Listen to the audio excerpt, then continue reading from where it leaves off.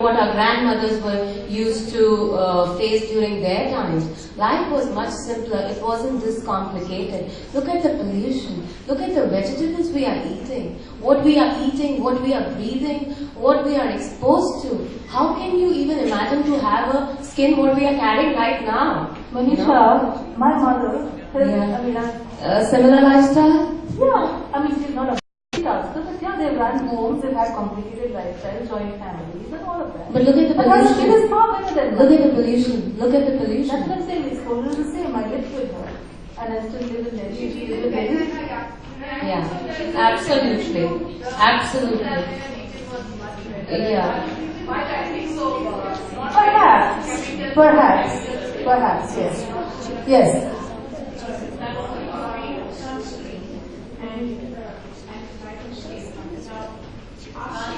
We have very interesting. So I think if you have dry skin, the sunscreen that you use in winter, you can't use it in summer.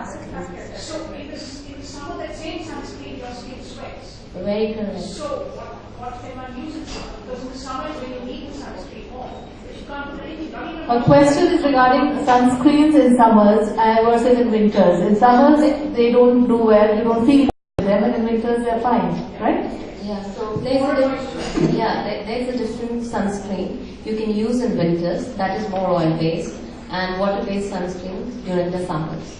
So as I told you, they are fabulous brands. I can prescribe you some. You use them. You won't feel a single ounce of greasiness on your face. Be it sweatiness or that flakiness, you won't have it. What about moisturizer for summer?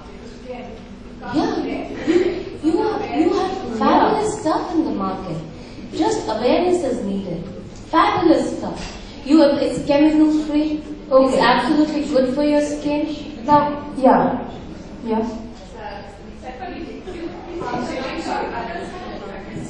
Yeah, because these are things which will help others as well. Well, the session is for life begins at 40. But I'd like a supplementary session on life begins at 60.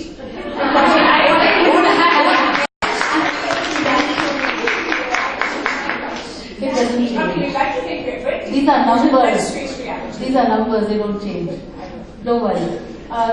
Nothing changes, the guidelines are the same. Life begins at 40, but at 60 it's a party. So you realize your life has begun. At 60 you think it's a party. I agree, but what else would you like to supplement for what you're telling us at 60? Yeah, okay, I'll just qualify that. Essentially what she's saying is, okay, suppose we have these. The screens are going to prevent. So what if you do? Then what? There are various skin treatments. What we have for dyschromias, hyperpigmentation, under-eye dark circles. She told me, I thought I have to live with it. I said, why? Why ever you had to imagine that you had to live with under-eye dark circles? That can be removed. It's just the awareness that you should know this is the problem you have. Can this be fixed? Yes, it can be fixed. It can be corrected. It can be reversed. Once it has been reversed by a doctor, by a practitioner, you just have to maintain it by using, like aloe is good for skin. So you just have to maintain it by taking care of your skin. It will remain the same after the treatment. Do you recommend the natural one, like from the plant, or can we take the ones from the doctor? I'm a very natural kind of a person. Yeah. Anti-chemicals, absolutely. So, what are these cosmeceuticals? They are either plant derived or they are chemicals. Alright? Whatever is there in the bottle, whatever these bottles are, yeah, they're preservatives. And if you see, there is one as FDA approved, right? So FDA only approves that stuff that is safe for the skin. It is neutral, it doesn't harm your skin or body in any way. But you have to see what bottle are you picking up, right? You have to be very sure what you are applying on your face.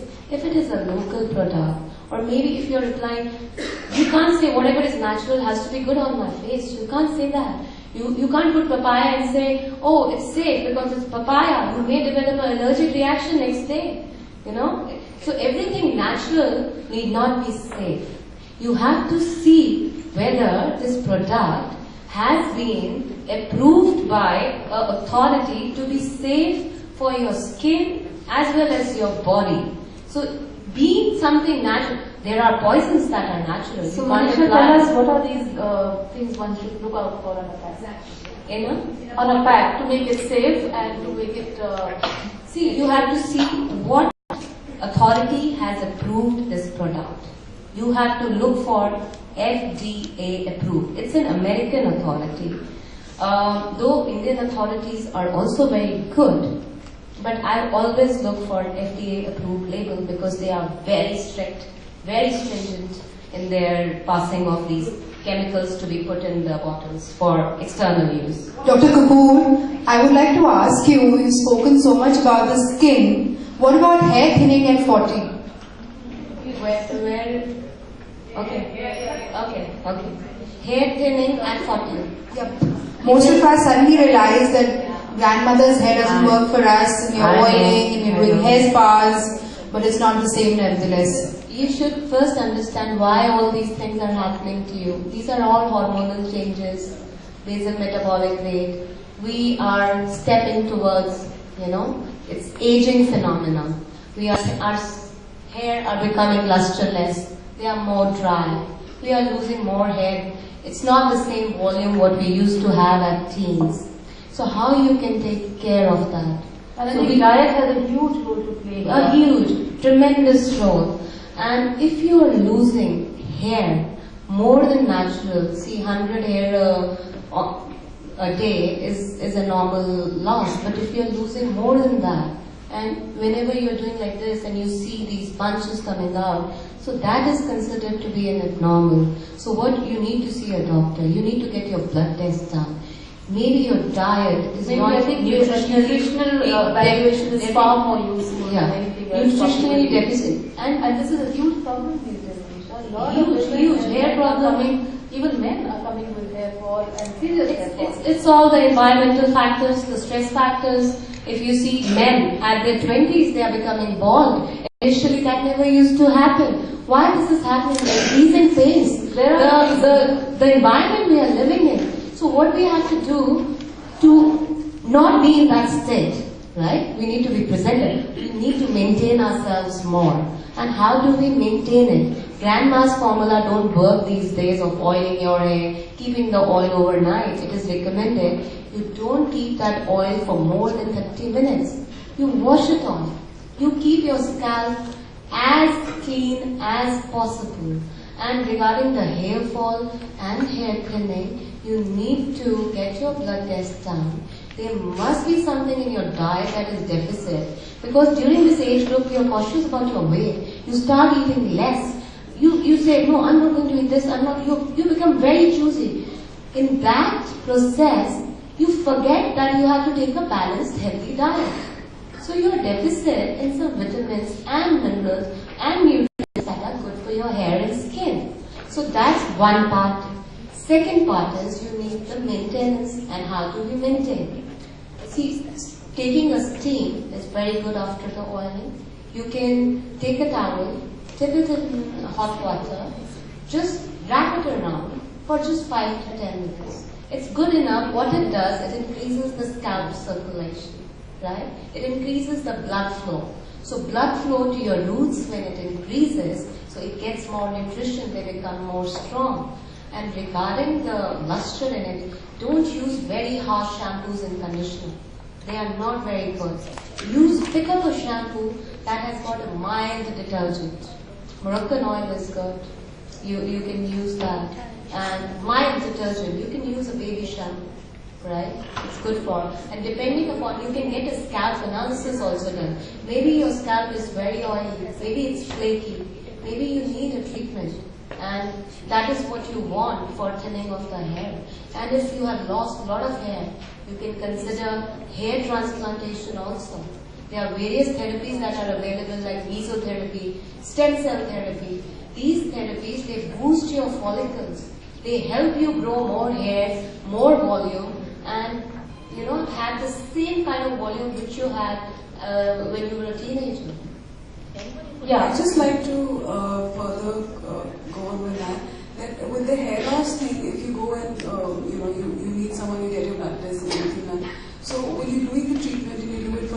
months or 8 months or whatever. By the time that you're doing it, it's doing good. You contain the hair fall and it's getting better. But when you stop it or you gradually decrease, that's a very good question. Doing it forever, and then the minute you like, okay, it's been a year now, I want to stop, and then it starts again. So that's a great question. From here, I'm going to take on what we really need to know about what we are talking about. Is a lot of these things we are talking in terms of exterior treatments and kind of managing them from the outside, but their origins is inside. And I think you would agree with me that we already talked about the role of your nutrients and your body and your hormones. So all of these things, your age, your diet, your exercise, everything is the starting point of the problems we're talking about. And I'll just finish and then you can ask me. And what I'm noticing today is women are young girls, starting from young girls to as late as 60s and 70s, we are obsessed with our weight, and we have a thing of do whatever it takes to get it off. Correct me if I'm wrong. I don't care. Even if I'm going to eat rubbish, if it's going to help me lose weight, let me do it. If it's going to be a risk to my life, I don't care. I need to get that flab off. So we've really become desperate, and that's what's leading us to get on to fad diets. Now, what is a fad diet? A fad diet is something which is not scientific, number one. It is not based in any kind of rooted in science or any kind of philosophy. It's just one person's diet which worked for somebody and it becomes a diet. The real word, the word diet means a way of life. It doesn't mean this diet chart, this approach of make me a chart and I'm going to follow this or I'm going to go on that diet. These are not solutions to our problem of obesity. We are only looking at weight loss, we are not looking at management. The word is sustainable solutions to this. So yes, we are doing these treatments and we are feeling great. What after that? We've lost our weight, what after that? Why aren't we bothered about that? Because it's not about touching a goalpost and saying, yeah, I lost 20, 30, 40, whatever it is. How long are you going to live with it is your real problem. So therefore, how you do it is extremely important. So please, ladies, with this in nutrition is called weight cycling. And this is making us bigger and bigger, because the starting points of our weight is X. And when we finish this weight cycling, we are X plus something, and then the second time we are X plus X something. So we keep the set point is increasing each time. You were 70, you lost weight, you became 60, then you swung back, came to a 72, then you came back at a 74, and the average weight keeps increasing. Correct me if I'm wrong. Yesterday I got a young girl, she's a friend's daughter. She has been through she's shocked. She's been through everybody in the city. You can name the experts and she's been there. She wants to be 47. She's 5 feet 4 inches or 3 inches. She wants to be 47 kgs. She's 52. And all along, and how old is she? She's about late 20s, 29 or something. And she wants to be 51, from 51 to 47, and she says, my weight is not moving anymore. I've done everything, and today I'm on the GM diet. I'm finishing the GM diet also. I haven't moved an ounce. What is GM diet? This is the general rule. This is a strict 4-day plan or whatever. So, if this can happen to a 29-year-old girl where the metabolism is at its peak, you can imagine what is happening to older women. So please don't go on to diets. Please embrace it as a way of life. When you are ready to make a change in your lifestyle, then embark on this. Otherwise, you are better off where you are perhaps. Yeah? And you just heard her say that, metabolic rate keeps dropping. Is made up of BMR, the calories which are required at rest are less with as you advance 5% every decade it drops. And when you diet, remember ladies, when you diet, you lose fat, right? But you also lose muscle, which is your metabolically active tissue. So each time you are abusing your body. And then, not only are we concerned about the weight not going, The nutrients. There is such a dip in nutrients that I see these problems almost every day where women have abused their bodies and landed up in serious health problems, not minor health problems, serious health problems including cancer. And these are studies which tell us that we are risk towards breast cancer, endometrium cancer, any ovarian, all of these skyrockets with weight cycling. So really, but that kind of takes me, yeah. One last question. I really appreciate the way you told us that we should have a kind of a balanced diet instead of having a diet which keeps reminding us we don't have this and that. The only question which comes to my mind is if you have a balanced diet and you can take the food as well as the fruits and everything in a balanced manner, how would you weigh it to a health food? Like healthy food. What you're saying is a health food against healthy food. okay. Let's define. What is junk food? High calories. Extra calories with No fiber. low nutrients and high calories, right? High fat means high calories. It could be anything. So low nutrients. So what is a healthy food? Which is lower in calories and higher in nutrients. Health food Yeah. against healthy, balanced diet, which you can get There is choosing your food. There is no difference between a health food and a healthy food. Why I asked this question was because see, in our metropolitan cities, we have availability of all the health food around. Like I, for example, will only have the multi-grain bread. Yeah. Okay, whereas my siblings who are in the smaller towns Yeah. will have a brown bread or will have a white bread.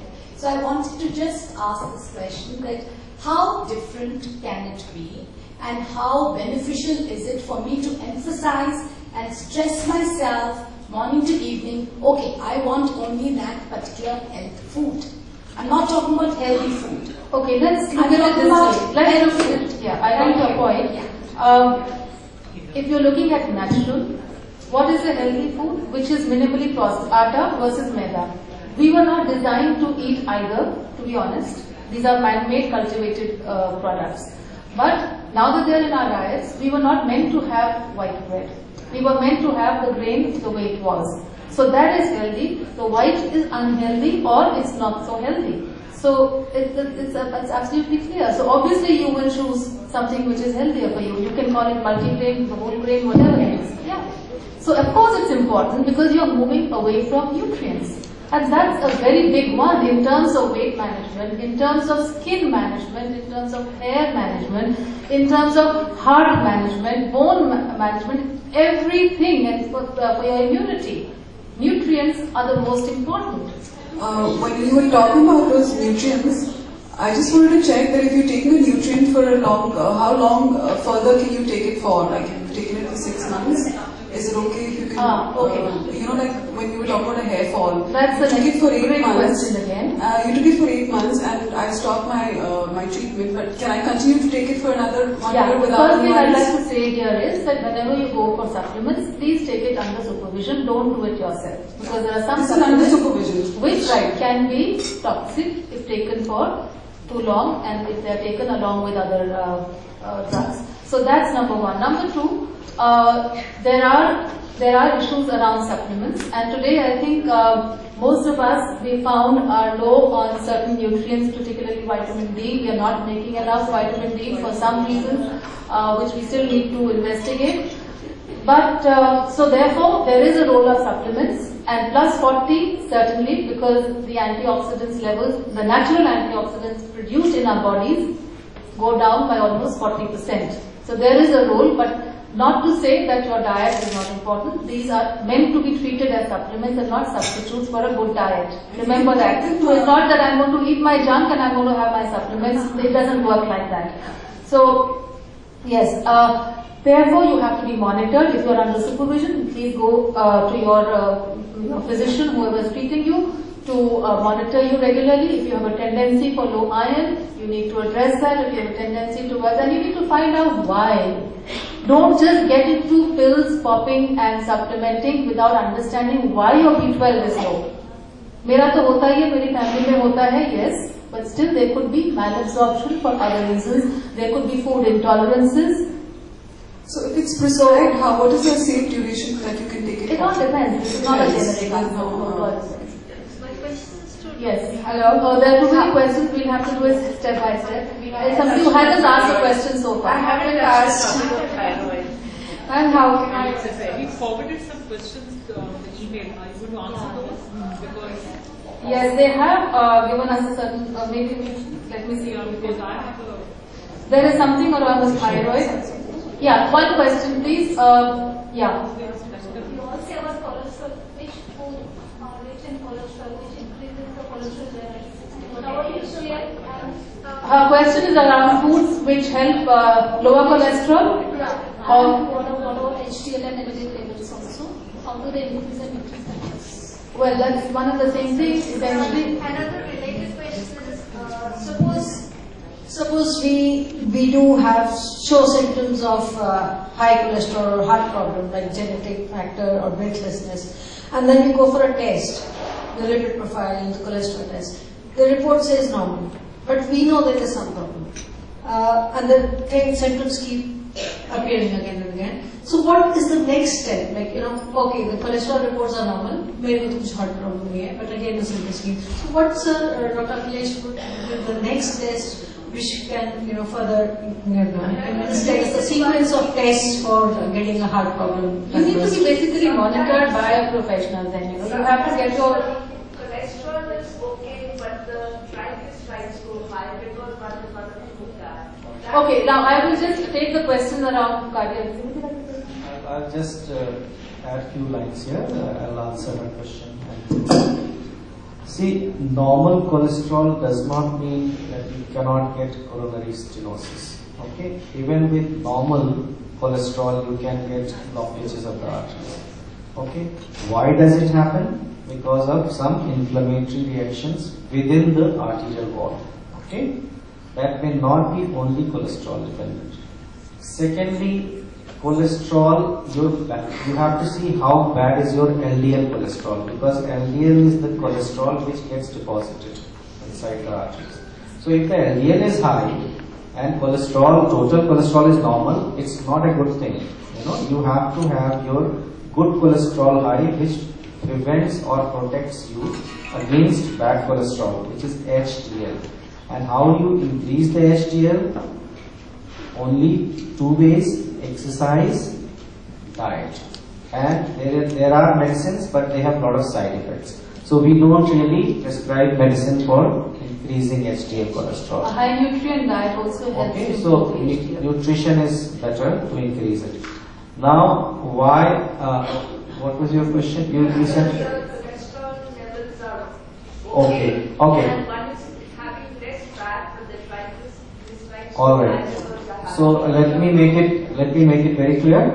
High triglyceride is a risk factor for heart disease in ladies. So you should be very, very careful about it. So if your triglyceride is high, it is an individual risk factor for heart disease in females. In males, it may not affect. Okay, but for females, it is very important. So how will you keep the triglycerides down? By food. Alcohol is one important thing. You have to cut down on alcohol totally. Then fatty food, of course, and no. Less fruit. Okay. Less fruit. Yeah. Essentially, what I got very interested in her comment was I've lowered my fat a lot. Yeah. And I still have triglycerides. Yeah, because I'm mostly on a fruit diet, and they say less fruit. Okay. Sucrose, fructose, like how? Yeah. All right. Just one line, then she will take on. Triglyceride, ma'am. Triglyceride can be genetic. Okay. So it is called genetic hypertriglyceridemia. So there is some gene defect or gene problem which is keeping it very high. So in that condition, you will have to take medicine. Okay. Ishi, you haven't really spoken about your field. So can we have a little brief on what is I will nutrition make a little and what is a healthy diet? I'll make some key points, but it takes me to a very interesting point there, because fat is believed to be a bad word. Being fat is yes, but I think fat even in our diets has become almost like a villain. Butter is good. Sorry? Butter is good. Butter is good. Yes, it's good. The latest Time magazine says butter. Butter is good, fat is good. We need to distinguish between kinds of fat. Yeah? And today's discussion will not, the time will not permit me to get into details about this. But yes. Appointment with you. I would encourage all of us to come to you. Most welcome. It would be really nice. Most welcome. But you have a lot of what I've written is in the diet, doctor. You can pick it up. Ishi, just a question. You're going to answer what she's saying. Just in the top 5 foods. I will do that. Which you think should be there for the BMI or avoid whatever. Okay, yeah, I will summarize this session, but I think we're running out of time. So I'm going to be answering this question because it takes me to a very interesting point which will be useful to all of you. Yes, Suniti? I just find out there's so much controversy regarding food, when to have it, when not to have it, Not to combine two, not to together. These are all the fads which are floating around. I'll try and clear them. Now, fat, like I said, is good, and we need to understand what is good and what is bad. And number 2, what is happening to us today? With this attack on fat, lowering fat, what has gone up? Absolutely, you're a smart audience. Carbohydrates. What are the 3 nutrients that we talk about in nutrition? We talk about carbohydrates, we talk about proteins, we talk about and fats. What a brilliant audience. I love you guys. You are answering everything for me. But please if you have this basic knowledge, question it. So what do we do when we lower fat? We raise the carbohydrates. And what does extra carbohydrate do to us? It makes belly fat. It makes fat in the place where we don't want it, neither for our clothes, neither for our health. We don't want those bellies, and that's where it comes, because it spoils or disturbs the insulin metabolism, and it takes us towards what we call insulin resistance. Too much of carbohydrate is the reason why we are battling epidemics of obesity despite being so intelligent and so smart about food now. I think that's a global problem, and we're just eating more carbohydrates than ever before in the worst form.